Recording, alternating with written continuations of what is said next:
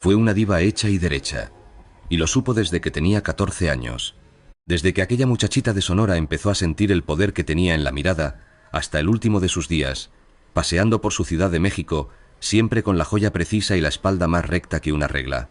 Jamás la vimos flaquear, ni por un segundo. Se construyó un personaje tan perfecto que nunca se lo quitó. Y mire, quizá eso es lo que mejor define el precio de llamarse María Félix. Que la verdadera Rosa María, la de Álamos, la hija de don Bernardo y doña Josefina, se quedó guardada tan adentro, tan en el fondo, que a veces ni ella misma la encontraba.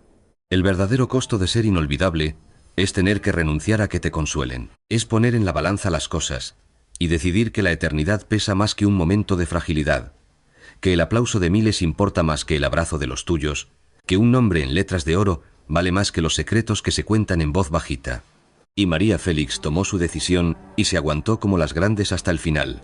No porque no se diera cuenta de lo que estaba pagando, sino porque ella entendía, mejor que nadie, que para ser un personaje de esa talla hay que pagar la cuenta y andar lloriqueando por el precio después de haber gozado la fiesta.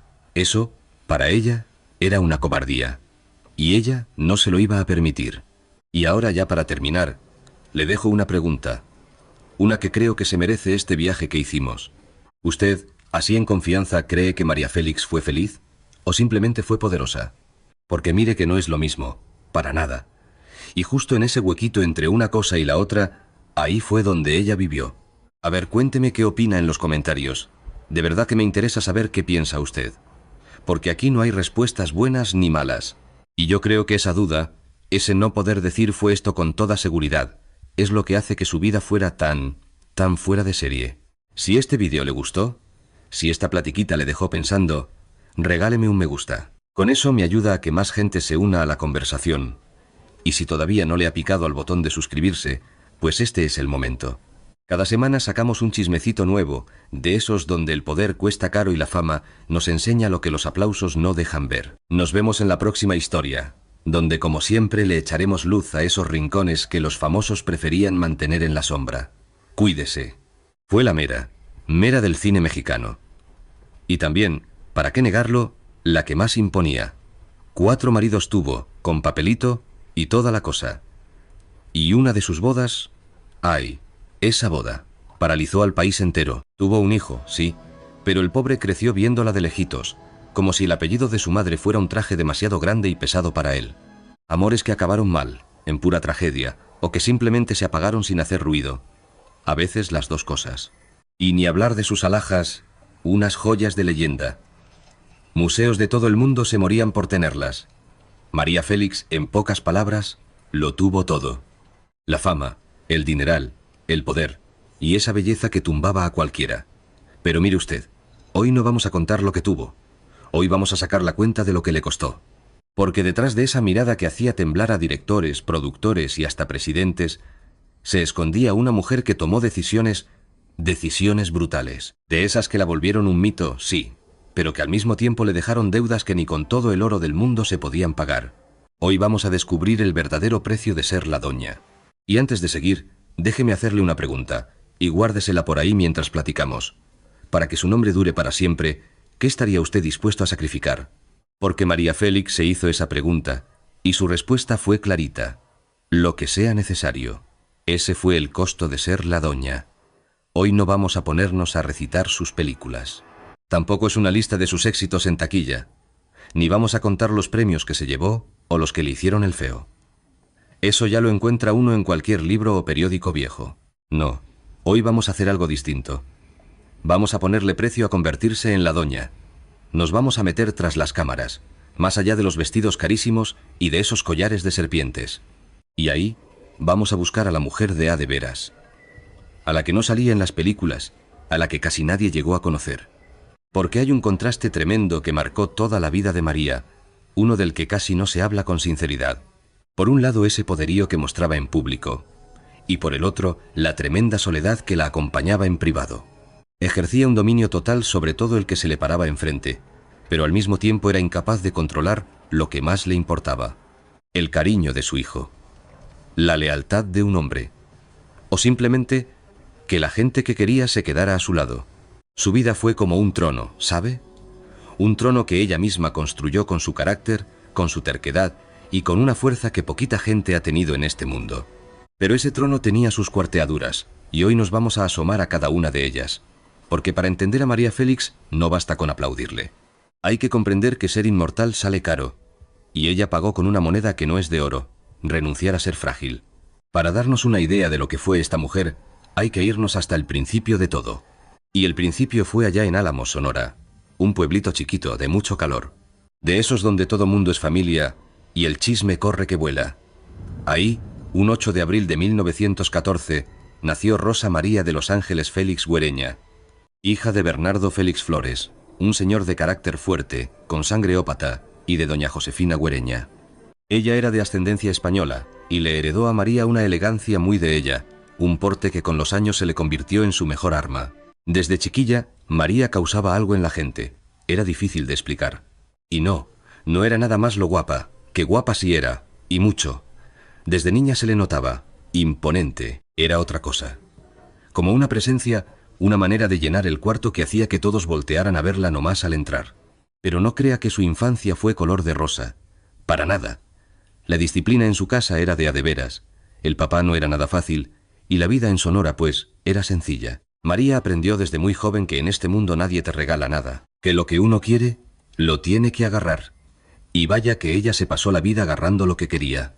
El primer gran giro de su vida le llegó pronto, demasiado pronto. En 1931, con apenas 17 añitos, se casó con Enrique Álvarez Alatorre, un vendedor de cosméticos y fotógrafo aficionado de Guadalajara. Eran otros tiempos, claro.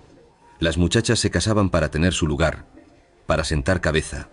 Y María, pues, hizo lo que se esperaba de ella, al menos por un ratito. De ese matrimonio nació su único hijo, Enrique Álvarez Félix, a quien todos terminamos conociendo como el Güero, el pobre niño que tuvo que cargar con el apellido más pesado de todo el cine mexicano. Pero el matrimonio no cuajó. Para 1938, cuando María andaba por los 24 años, aquello ya se había acabado, y con ese primer tropiezo le llegó la primera de muchas lecciones que la marcarían de por vida.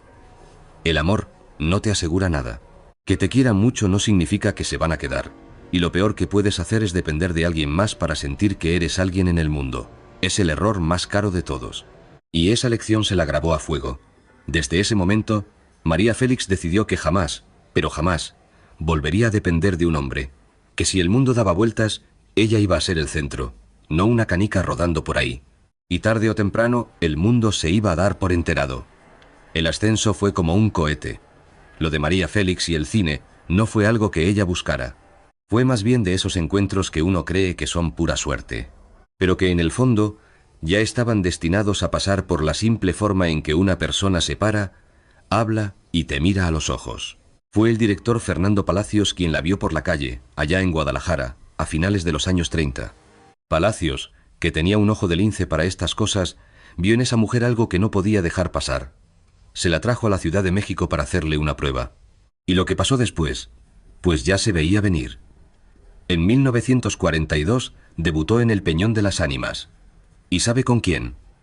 Con Jorge Negrete, un hombre que años más tarde regresaría a su vida de una forma que ninguno de los dos se imaginaba en ese momento. Pero mire usted, fue con doña Bárbara, allá por 1943, que el mundo se detuvo para verla. Es que doña Bárbara no era cualquier personaje. Era una mujer de armas tomar, de una pieza, que no andaba pidiendo favores ni mucho menos perdón. Una mujer así, en el cine mexicano de aquellos años 40, era casi dinamita pura. Y María Félix no es que la interpretara. No, señor. Se adueñó del papel. Se metió tanto en esa piel que de veras uno ya no sabía si estaba viendo a la Bárbara o a la mismísima María. De ahí le vino el apodo que la vistió toda la vida. Lo de la doña no fue un título de un papel oficial. ¿Qué va? Fue algo que le nació a la gente, al público, a los que la veían en la pantalla y sentían que estaban ante alguien de otra madera, de otra categoría. Pero claro, subir tan rápido como la espuma siempre tiene un precio, uno del que casi no se habla. A María Félix le robaron la juventud. Nunca tuvo chance de ser una muchacha normal, de equivocarse a escondidas, de descubrirse a sí misma sin tener todos los reflectores encima. Imagínese nomás. Pasó de ser una joven recién divorciada con su niño en Guadalajara a ser la cara más famosa de todo México en un abrir y cerrar de ojos. Y cuando te convierten en leyenda antes de que acabes de amueblarte por dentro, lo que pasa es que la persona de carne y hueso se queda enterrada bajo la estatua. María Félix tuvo que inventar a la doña, pero con el tiempo, el personaje se fue comiendo a María. En la pantalla, eso sí, era un monumento, indestructible. Esa mirada que te podía helar la sangre o prenderte fuego según le diera el aire. Y esa voz ronquita que mandaba sin necesidad de levantarla. Tenía un desplante que hacía que hasta el más gallito de los galanes terminara agachando la cabeza. Era la fuerza de la mujer hecha persona, en una época donde eso sonaba a chiste. Y ella lo sabía, vaya que lo sabía. Aprendió a usarlo como si fuera un revólver. El costo, claro, fue no poder mostrarse débil jamás. Cuando toda tu fama se basa en ser invencible, no te puedes dar el lujo de que te vean tropezar. Prohibido pedir ayuda. Prohibido decir me duele. Si lo hacías, se te caía el teatrito. Y María nunca, pero nunca, dejó que se le cayera. Por lo menos, no donde la vieran. Y luego, ¡ay!, los matrimonios. Si hay un tema en la vida de María que nos muestra de qué estaba hecha, es el de sus maridos. 4 bodas por todas las de la ley, y cada una fue un mundo, con su propio cuento, su drama y su factura por pagar. Primero, Raúl Prado, que fue un visto y no visto. Después de separarse de Enrique Álvarez, María se casó en el 43 con Raúl Prado, un músico y compositor. El gusto les duró un suspiro, tan poquito que en los libros de su vida apenas si lo mencionan. Para el 44 ya cada quien por su lado, pero ese casamiento fugaz sirvió para algo importante. Le confirmó a María que ella no estaba para aguantar lo que no le gustaba, nomás por el qué dirán. En aquellos tiempos, divorciarse era una mancha para una mujer, pues María se divorció 2 veces antes de cumplir los 30. Eso era toda una declaración. Era decir, sin abrir la boca, que su libertad valía más que la opinión de todo el mundo. Y esa actitud, que en los años 40 era un escándalo de primera plana, con los años se volvió parte de su leyenda. Luego vino Agustín Lara, el poeta que ardió en su propia llama. Pero si hubo un amor que marcó a María Félix, uno de película, fue el que tuvo con Agustín Lara, el músico poeta, el que le puso la banda sonora a toda una generación de mexicanos, el hombre que tenía enamorado a medio país con sus canciones, el flaco de oro, como él mismo se decía con gracia, que tenía un no sé qué que volvía locas a las mujeres más guapas de su época. María y Agustín se casaron en 1945, y lo que vino después fue un torbellino, uno de los romances más apasionados, tormentosos y al final dolorosos de nuestro espectáculo. Lara la quería con una locura que casi lo deshacía. Le compuso María Bonita, que, dígame usted, se volvió casi un segundo himno para todos los que hablamos español. La convirtió en canción, en leyenda. Hizo de su amor por ella una obra de arte que duró mucho más que el matrimonio. Duró más que ellos dos, y que todavía hoy se escucha y se canta por todos lados. Pero detrás de las canciones y los versos había unos celos que enfermaban, unas tormentas emocionales que los dejaban hechos pedazos a los dos. Eran 2 voluntades de hierro, 2 trenes chocando de frente una y otra vez. María no era mujer de dejarse mandar, y Agustín no podía con su genio de querer controlarla. Y ese choque era una cosa preciosa y terrible a la vez. Para el 47 se acabó. 2 años. Eso fue todo. 2 añitos.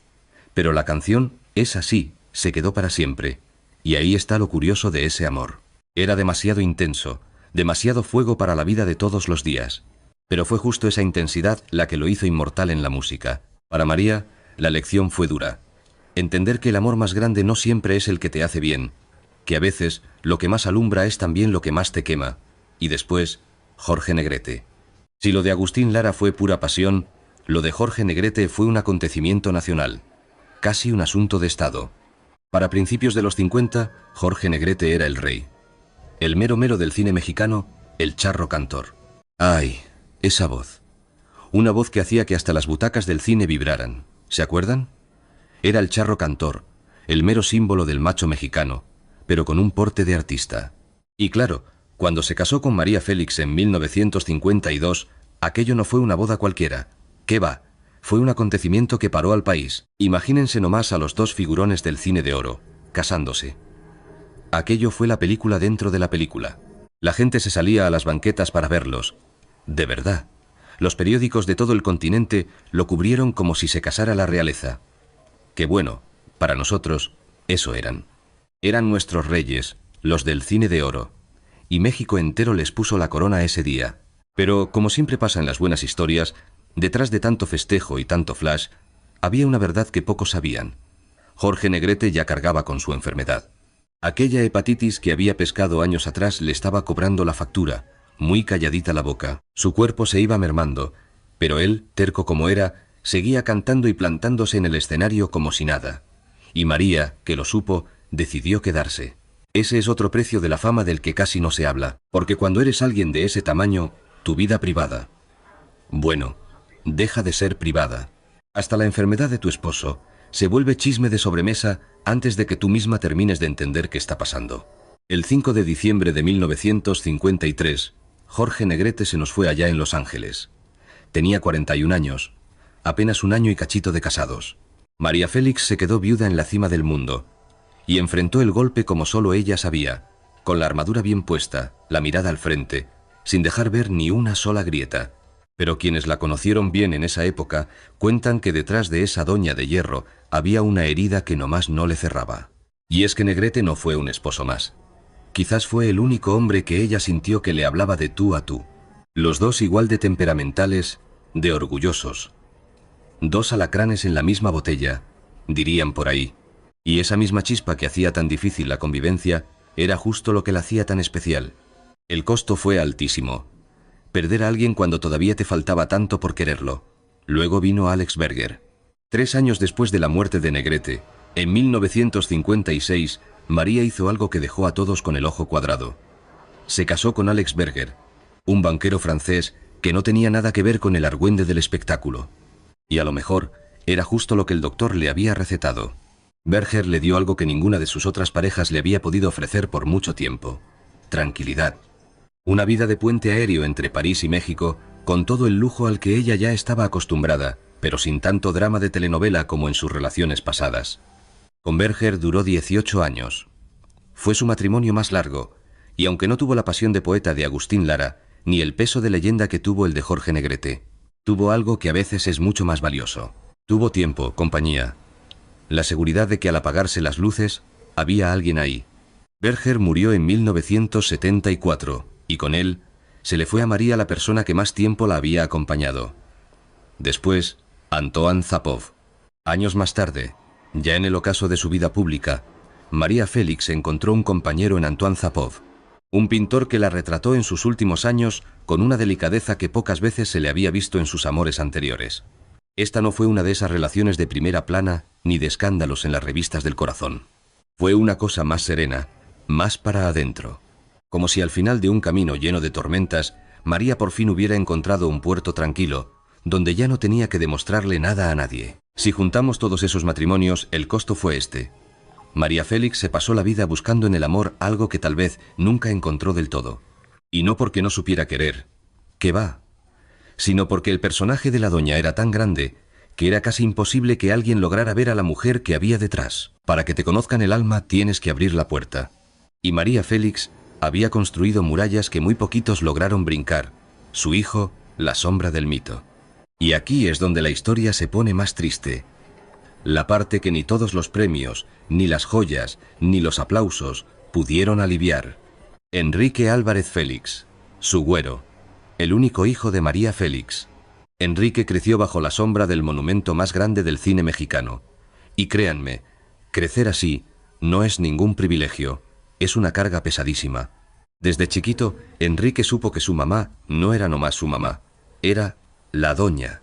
Era una figura tan inmensa que a donde quiera que entraba se acababa el aire para los demás. Y eso quería decir que el tiempo y el cariño que le tocaban a él siempre estaban compitiendo con la leyenda, una batalla perdida. El muchacho le siguió los pasos en la artisteada y se hizo de una carrera que, para cualquier otro, hubiera sido de mucho respeto. Pero con ese apellido... ¡ay! Con ese apellido todo lo que lograba se medía con la vara de su madre. Y al lado de esa leyenda, pues todo parecía poquito.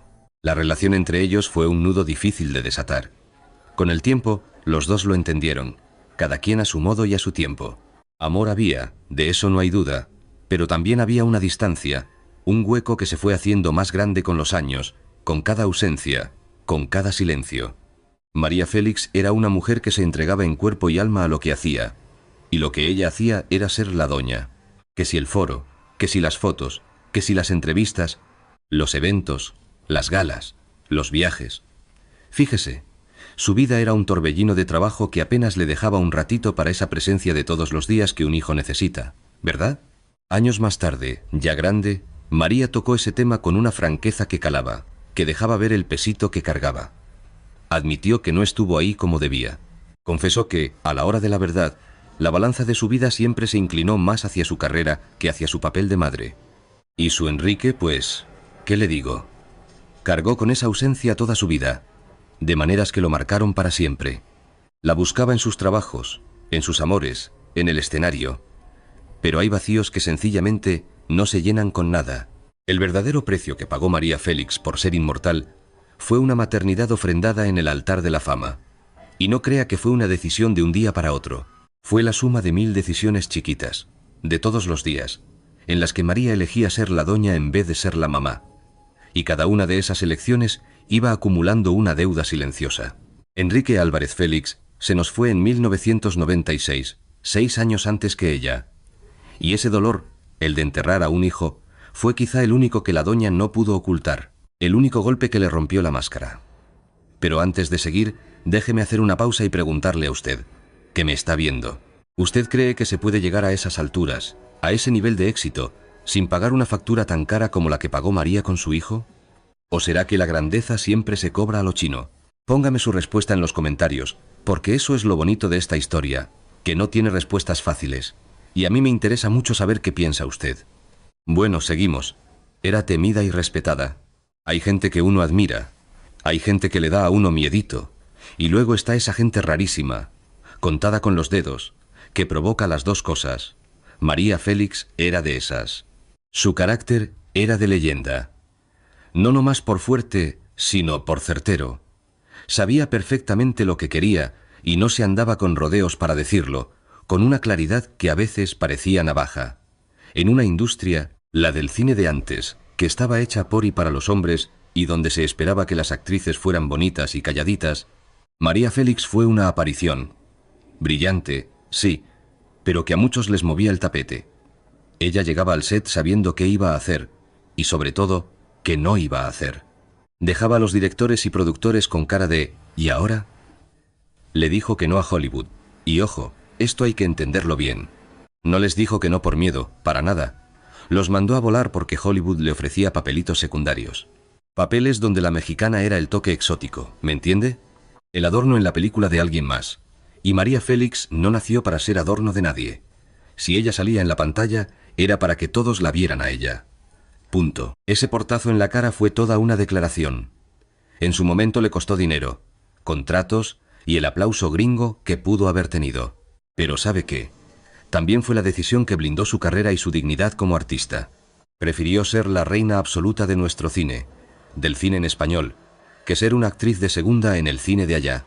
Tenía un control sobre sus contratos que para la época era cosa de no creerse. Leía hasta las letras chiquitas. Ella misma negociaba sus condiciones. No ponía su firma en nada que no entendiera al 100%. En eso también se adelantó a su tiempo. Una actriz que era su propia jefa, su propia agente, mucho antes de que eso se pusiera de moda. Y sus frases, ¡ay!, sus frases se hicieron leyenda. Tenía un don para meter toda una forma de ver la vida en una sola línea que te dejaba pensando.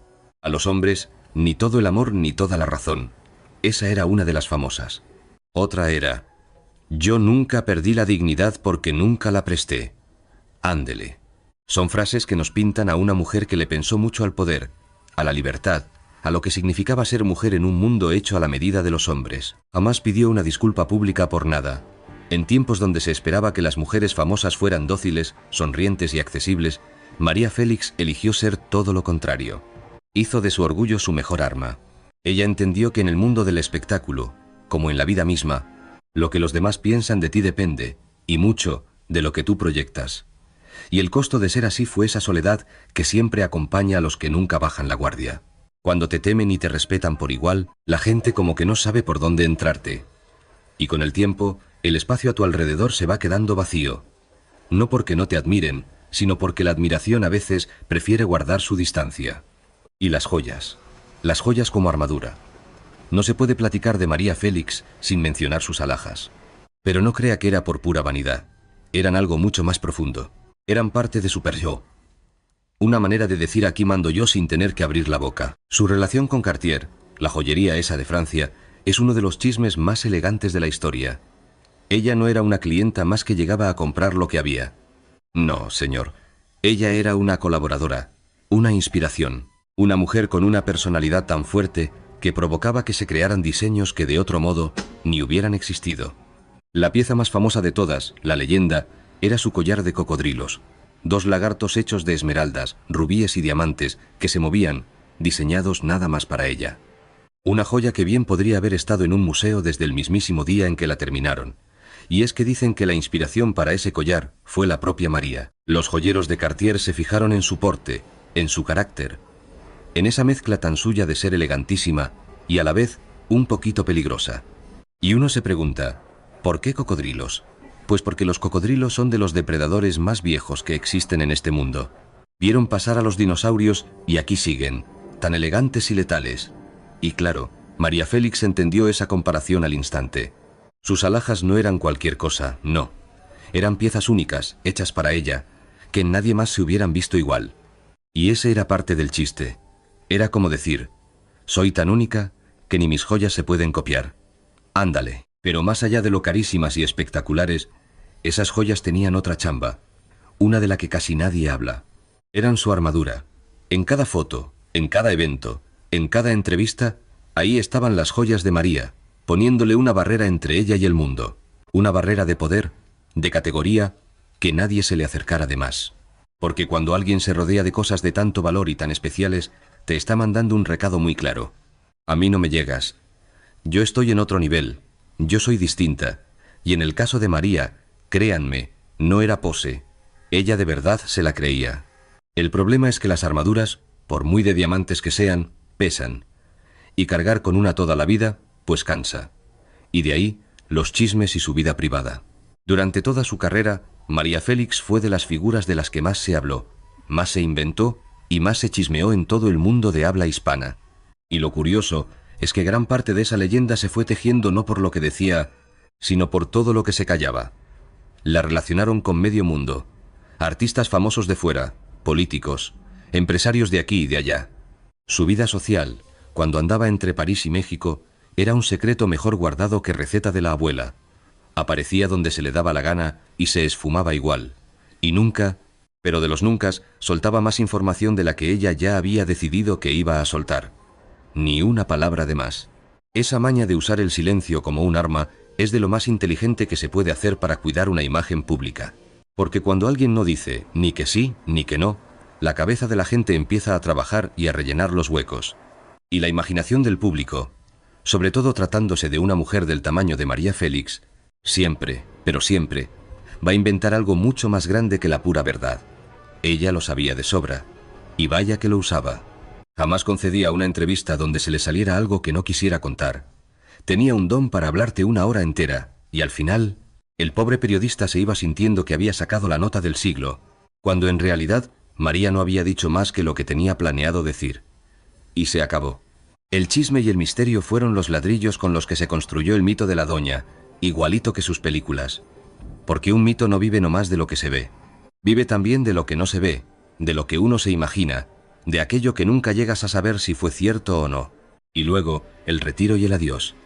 Los últimos años de María Félix fueron los de una mujer que ya había ganado todas sus guerras y que veía el mundo desde arriba, como quien ya no tiene que demostrarle nada a nadie. Dejó el cine poco a poquito, sin hacer mucho ruido, sin decir hasta aquí llegué. Simplemente cada vez la veíamos menos. Escogía con lupa cuándo y dónde dejarse ver. Sus apariciones se volvieron todo un suceso, porque cuando llegaba María Félix, con que estuviera ahí parada, ya era noticia. Se la vivía entre la Ciudad de México y París, dos lugares que la marcaron de formas muy diferentes. México le dio la fama, sus raíces, el idioma con el que sentía. Y París le dio el refinamiento, esa visión de mundo, y la oportunidad de ser la doña lejos de las cámaras que la conocían desde chamaca. El 8 de abril de 2002, el mismo día que cumplía 88 años, María Félix falleció en su casa aquí en la Ciudad de México. Algún poeta de los de antes hubiera dicho que hasta la fecha la escogió ella, que María, hasta para morirse, quiso ser la que mandara. El homenaje que le hicieron fue como para una jefa de Estado. El Palacio de Bellas Artes, el lugar más importante para la cultura de nuestro país, abrió sus puertas de par en par para recibir su cuerpo y para que todo el pueblo de México pudiera, pues eso, despedirse de la mujer que por más de medio siglo fue uno de los símbolos más fuertes de lo que significa ser mexicano. Las filas para entrar a Bellas Artes le daban la vuelta a la manzana, se los juro. Miles y miles de personas, de todas las edades y de todas las clases sociales, fueron a darle el último adiós a la doña, a la Félix, a María. Y en ese momento, yo creo que más que nunca, se vio clarito lo que había construido. No era nada más una carrera en el cine, ni un personaje. Era una presencia en la memoria de todo un país, una que vivió más que ella y que va a seguir viviendo por quién sabe cuántos años.